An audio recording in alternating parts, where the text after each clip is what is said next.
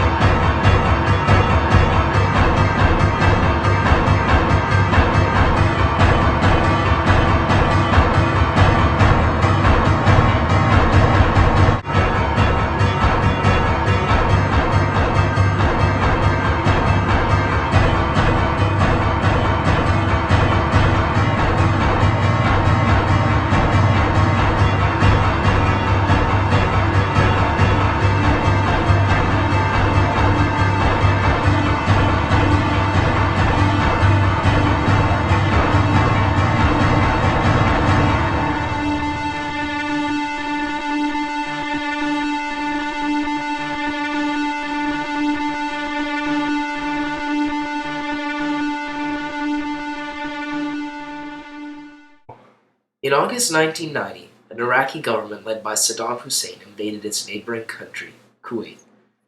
Kuwait was an oil-rich region which Saddam Hussein historically believed belonged to Iraq. Saddam Hussein did not expect an international reaction to this invasion.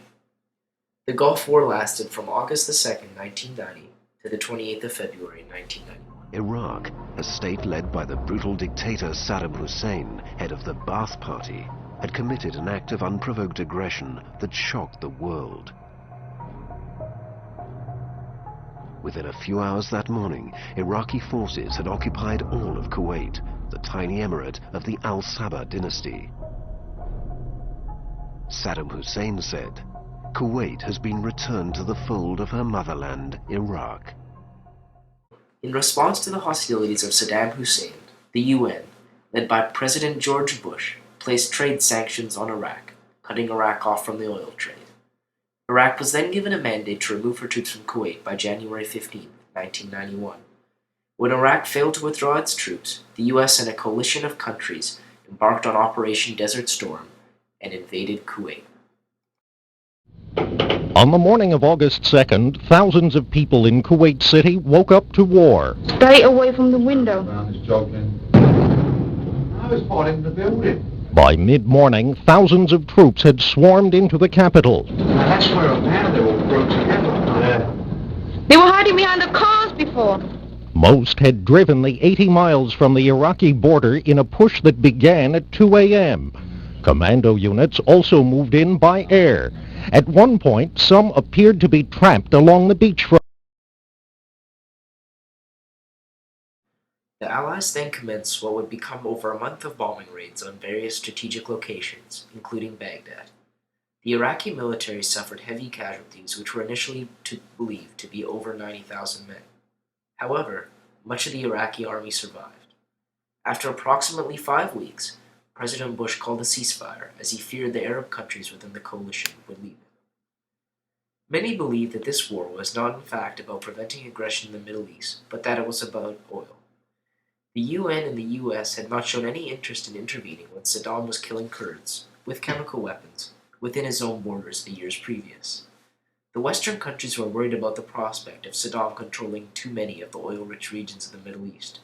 This is widely regarded as the true intentions behind the USA intervention in the Iraq-Kuwait conflict.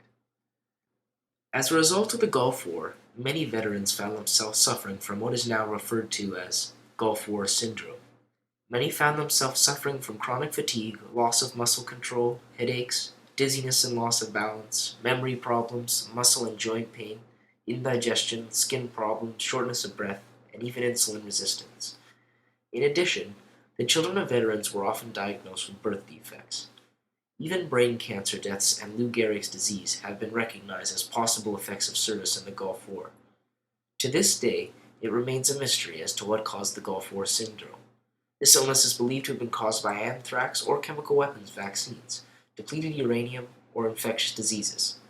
It is, however, a fact that approximately 1 in 4 veterans suffer from this illness. Mr. President, And Mr. Speaker, thank you, sir, for those very generous words spoken from the heart about the wonderful performance of our military. Members of Congress, 5 short weeks ago, I came to this House to speak to you about the State of the Union, and we met then in time of war. Tonight, we meet in a world blessed by the promise of peace. From the moment Operation Desert Storm commenced on January 16th until the time the guns fell silent at midnight 1 week ago, this nation has watched its sons and daughters with pride, watched over them with prayer. As Commander-in-Chief, I can report to you our armed forces fought with honor and valor. And as President, I can report to the nation, aggression is defeated, the war is over. I thank the members of this Congress. Support here for our troops in battle was overwhelming, and above all, I thank those whose unfailing love and support sustained our courageous men and women. I thank the American people.